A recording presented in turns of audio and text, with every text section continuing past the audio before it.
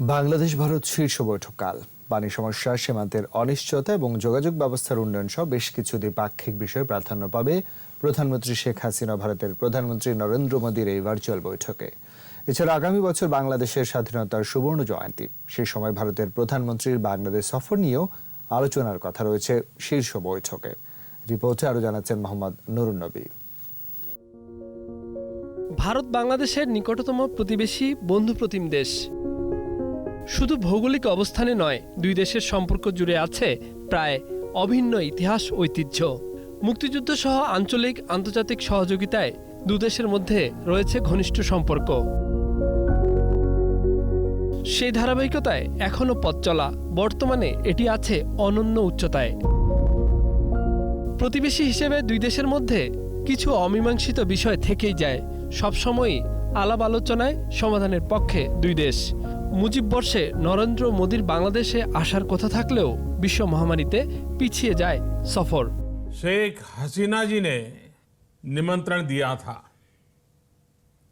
लेकिन corona virus की वजह से ये संभव नहीं हो पाया। কোভিড-19 সংক্রমণের বাস্তবতায় শীর্ষ বৈঠক হচ্ছে না দীর্ঘ সময় ধরে। দেরিতে হলেও ভার্চুয়াল প্ল্যাটফর্মে অনুষ্ঠিত হতে যাচ্ছে এই বৈঠক। মাননীয় ভারতের প্রধানমন্ত্রী আপনার ভার্চুয়ালি মিটিং করবেন আমাদের মাননীয় প্রধানমন্ত্রীর সাথে। বৈঠকে স্থল সীমান্ত, সীমান্তে অনিশ্চয়তা, সমুদ্র সীমা, পানি সমস্যা সহ অমীমাংসিত বিষয় নিয়ে আলোচনা হবে দুই সরকার প্রধানের।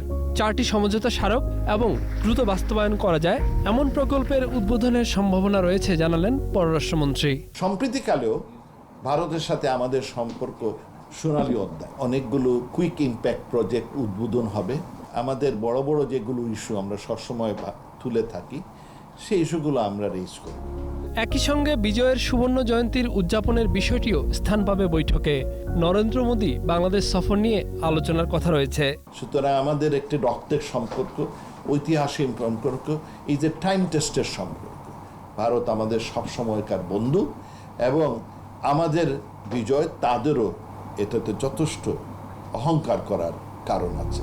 নীলফামারীর চিলাহাটি ও ভারতের কুচবিহারের হলদিবাড়ি রেলপথও উদ্বোধন করবেন দুই প্রধানমন্ত্রী।